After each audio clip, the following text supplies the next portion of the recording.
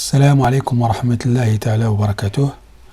La leçon d'aujourd'hui, c'était MOS Word 2016, projet 1. Alors, avant de commencer, je dois fractionner la page par l'onglet affichage.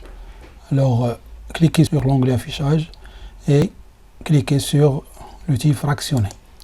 Alors, comme ça, nous avons la possibilité de mettre toutes les questions ou bien les tâches qui sera devant nous entre tâche 1 jusqu'à tâche 7. Alors, il vous prévient tout d'abord de montrer tâche par tâche et le texte, ce sera au-dessus des tâches. La première tâche, il vous demande au bas de la première page, trier le tableau en fonction du champ produit par ordre croissant. Il vous demande la première page puisque le texte contient 2 pages. Sur la page 1,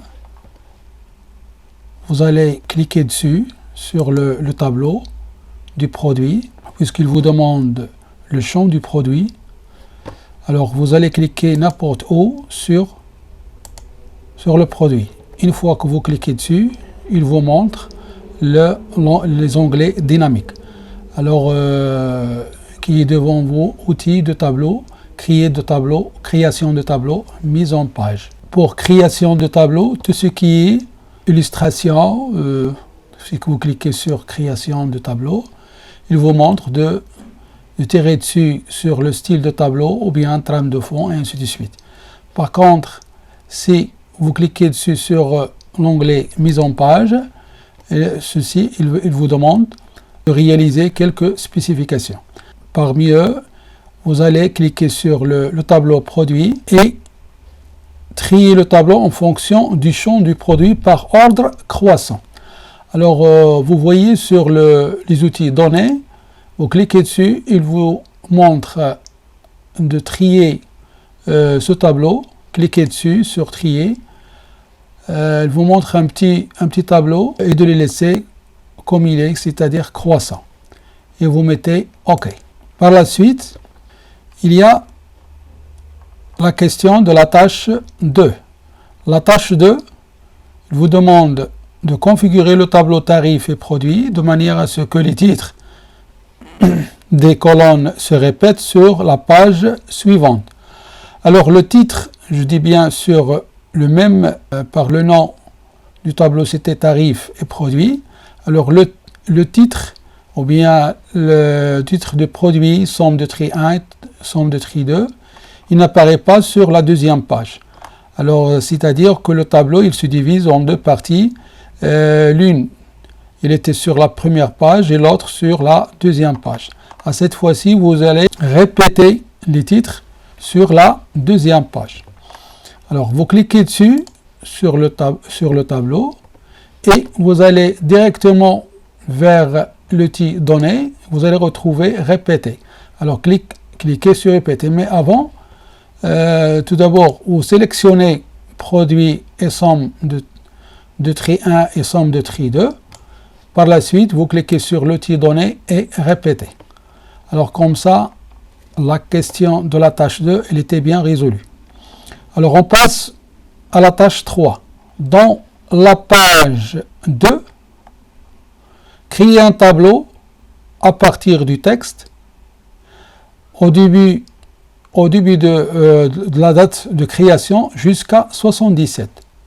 Alors, ce tableau doit comporter 5 colonnes couvrant toute la largeur de la fenêtre.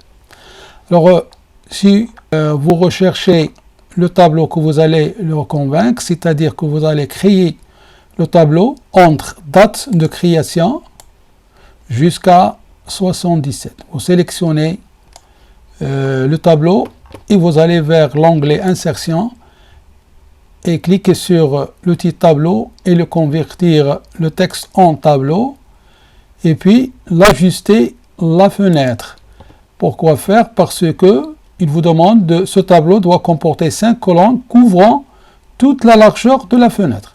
Vous allez cliquer sur ajouter ou bien cocher ajuster à la fenêtre et cliquez sur OK. Maintenant, la tâche 3, elle était bien résolue. On passe à la tâche 4. La tâche 4, il vous demande, dans la page 2, à droite de mode lecture. Alors, je clique tout d'abord sur à droite du mode lecture. Insérer une note de bas de page.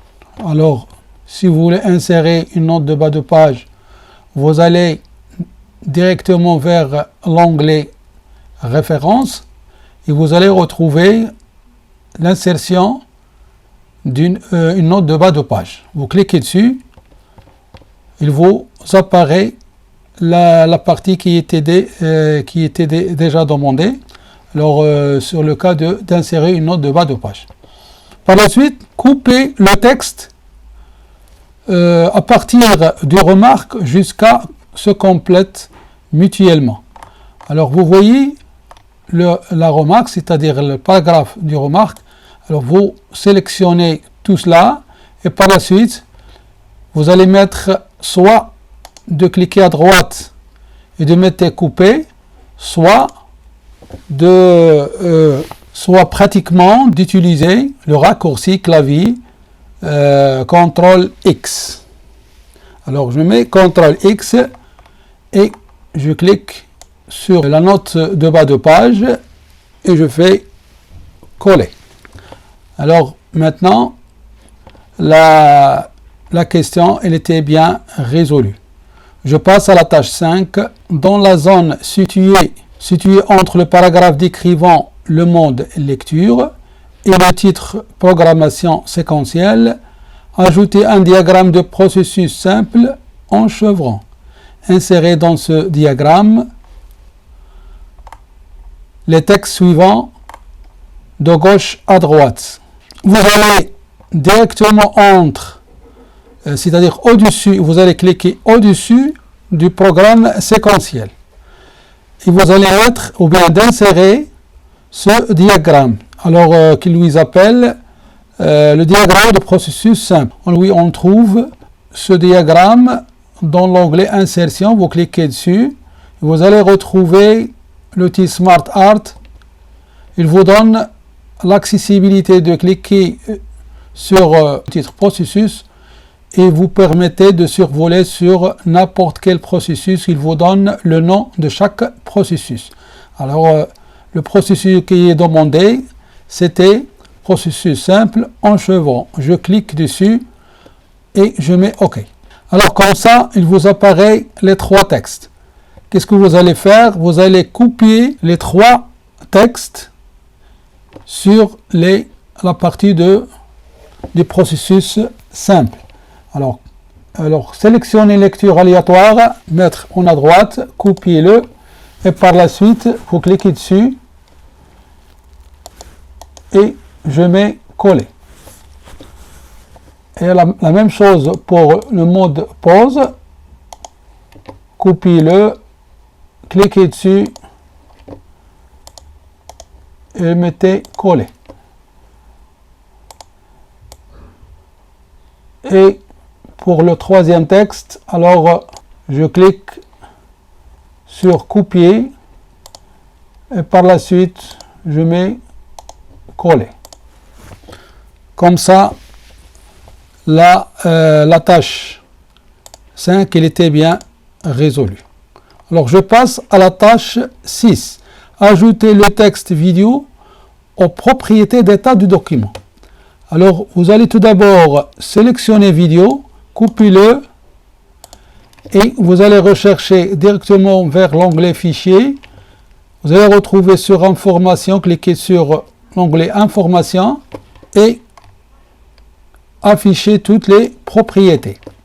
Alors devant état, vous allez cliquer sur devant l'état et coller le mot vidéo. Alors je passe à la tâche 7.